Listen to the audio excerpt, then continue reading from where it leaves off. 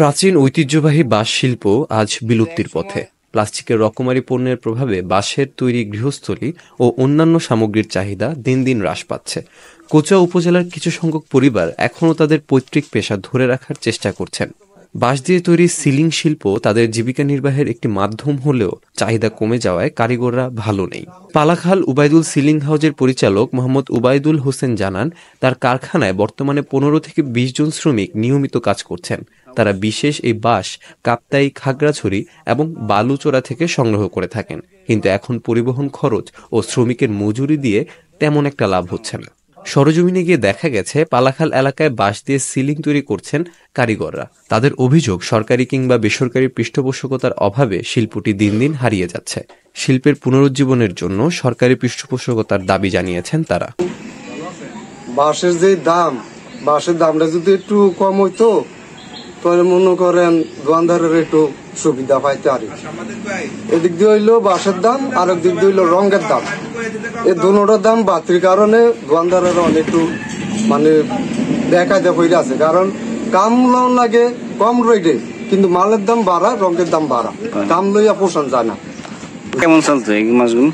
আগে চলছে মোটামুটি ভালোই, কারণ আগে দাম আছিল কম, রঙের দাম কম আছিল, বাঁশের দাম কম আছিল, যার কারণে একটু চাহিদা আছিল ভালো। এখন তেমন কোনো চাহিদা নাই, আপনার রঙের দাম আর বাঁশের দাম বাইরা। মোটামুটি ভালোই ছিল, এখন বর্তমানে একটু কামের দম, কারণ বাঁশের চাহিদা বেশি, বেড়া সবকিছুর চাহিদা বেশি, দেশের পরিস্থিতি ভালো না। একটু আমরা কি এখানে আমরা তৈরি করি মুলির বেড়া, সারের মাছ সাবান, রং টং দেওয়া। আপনি দৈনিক এই মালগুলো আসে কাপ্তার থেকে খাগড়াছড়ি, চট্টগ্রাম খাগড়াছড়ি আর কি, ওই জায়গাতে আসে। আর কাজ মনে করেন মোটামুটি চলতেছে, আগে সে একটু কম বলতে মোটামুটি চলতেছে আর কি, এই চলাকালীন আছে।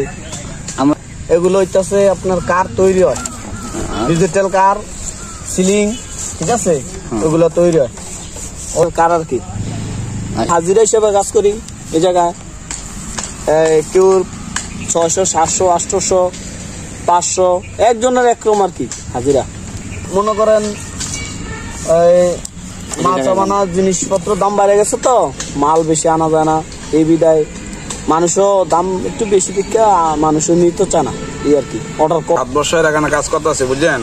আগে বর্তমান অবস্থা ভালোই গেছিল, এখন বর্তমান অবস্থা একটু খারাপ হয়ে যাইতে আসছে। আমরা এখানে বিভিন্ন ধরনের বেড়া, সিলিং, বেড়া টেরা বানানো হয়, রং টং দেওয়া হয়, এখানে কারের কাজ করা হয়। আমরা এখানে হাজিরা হিসেবে কাজ করি। এখন পরিস্থিতি ভালো না দেশের, মানুষের গৃহস্থী বাস করে, সবকিছু দাম হইতে পারে এখন, বুঝছেন না, মানুষের কথা না এগুলা।